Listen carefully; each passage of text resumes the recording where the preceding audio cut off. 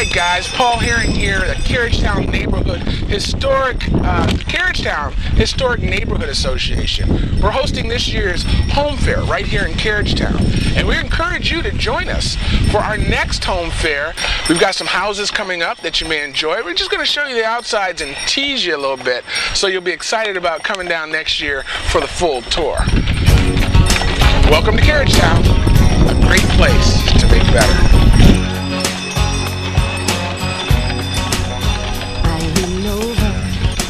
Press my nose against the fence to smell a rose. If they stare, I don't care. I talk too loud, I make faces. Kiss your lips in public places. Let them stare, I don't care.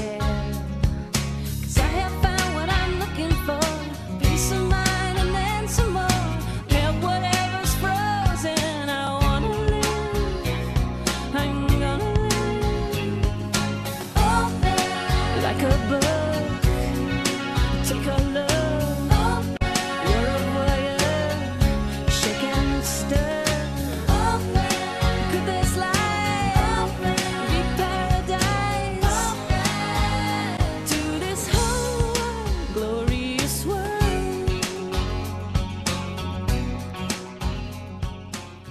Welcome to the Carriagetown Historic Neighborhood Tour. This house, the Parker House, is located at 417 Mason Street. It was built in 1910. Harry and Harriet Parker were the first residents of this two-story clapboard house with its distinctive hip roof line. Harry was a die sinker by trade. This 3-bedroom and 1-bath domicile featured approximately 1,456 square feet of newly remodeled, modernized, and comfortable living space with maple hardwood floors.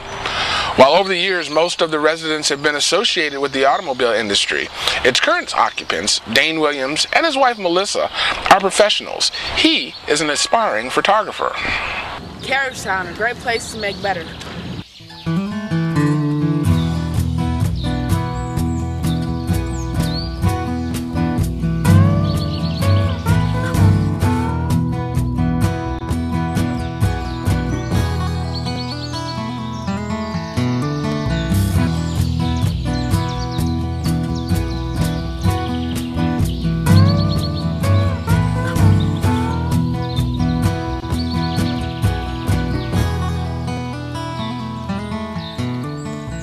The Shapiro House at 509 West 2nd Avenue. The first residents of this modest but handsome example of a craftsman-style construction were Joseph and Sarah Shapiro. The couple occupied the house from 1914 to 1918. Joseph and Louise Shapiro were partners and co-owners of the Michigan Coal Company, which was located at 520 West Kearsley Street. Ida E. Rowe, widow of John Rowe, moved into the house in 1918, where she lived until her death in 1951. Ida had previously lived at 111 First Street, where she ran a respectable boarding house. Thomas and Libera Tantrum purchased the house in 1952. Thomas worked at the Chevrolet factory. The house remained in the Tenham family until the Libera's death in the early 1990s.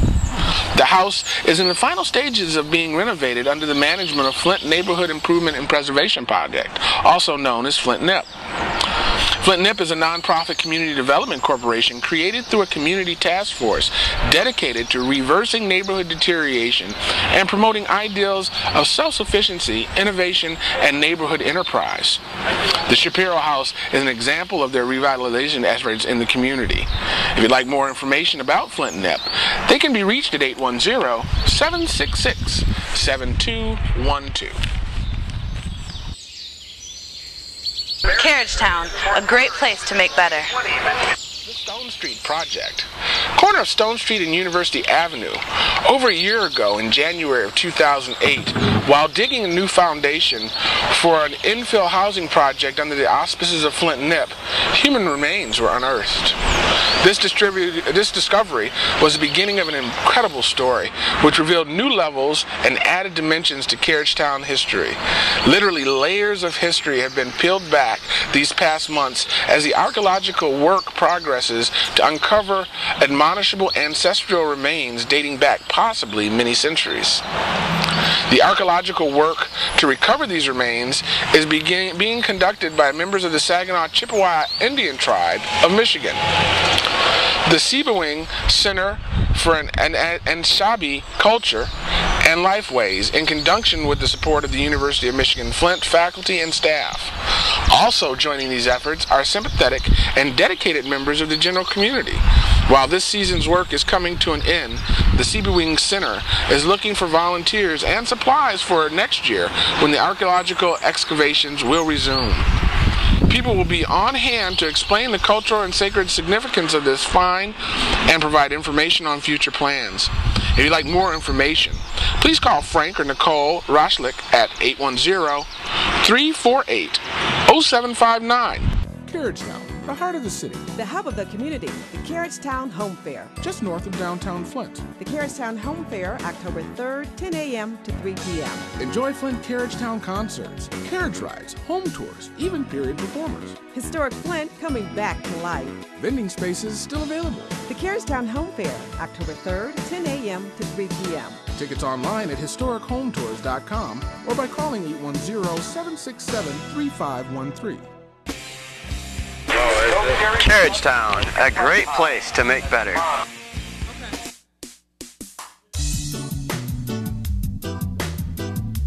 Good people, this song's for you. So from the youngest to the oldest, the shortest to the tallest, the biggest to the smallest, from the whole of we to the all of you. Beautiful people, good people, just good people, getting together, partying through the night. Just good people, loving each other, treating everybody right. And we had such a good time, such an Irish celebration. Good fun, everybody out on the dance floor.